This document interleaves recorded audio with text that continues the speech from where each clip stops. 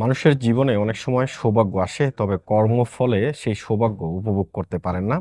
তেমনই একটি ঘটনা ঘটেছে ফ্রান্সে। ফ্রান্সের ২ যুবক তারা একটি লটারি কিনেছেন।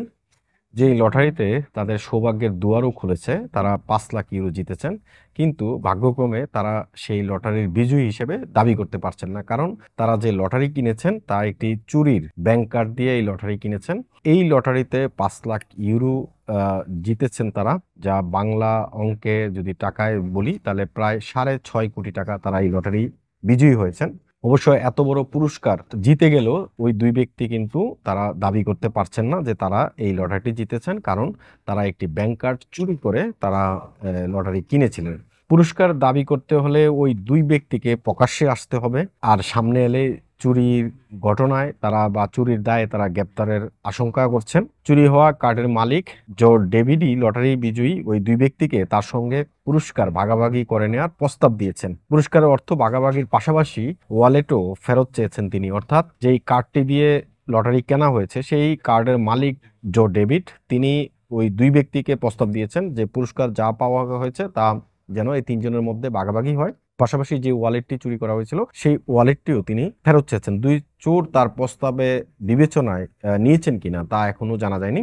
তবে শনিবার এফডিজে লটারি পরিচালনা কর্তৃপক্ষ জানিয়েছে এখনো পর্যন্ত কেউ লটারি বিজয়ী টিকিট জমা দিয়ে পুরস্কার অর্থ দাবি করেনি। অর্থাৎ এই পর্যন্ত যে লটারি জিতেছেন এফডিজে কর্তৃপক্ষের কাছে কেউ গিয়ে বলেনি যে আমি পুরস্কার পেয়েছি। এই খবরটি জানিয়েছে বার্তা সংস্থা এপি।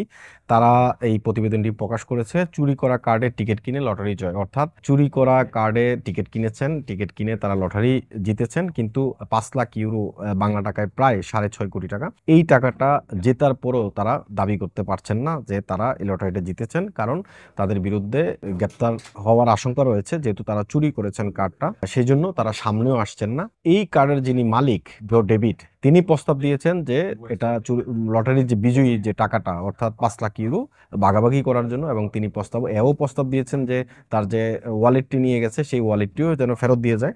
এখনো পর্যন্ত চোরের কোনো বক্তব্য পাওয়া যায়নি। চোর আসলে সেই প্রস্তাবটা বিবেচনায় নিয়েছে কিনা সেই বিষয়ে এখনো পর্যন্ত জানা যায়নি, যেহেতু চোরের সাথে কোনোভাবেই যোগাযোগ করতে পারেনি।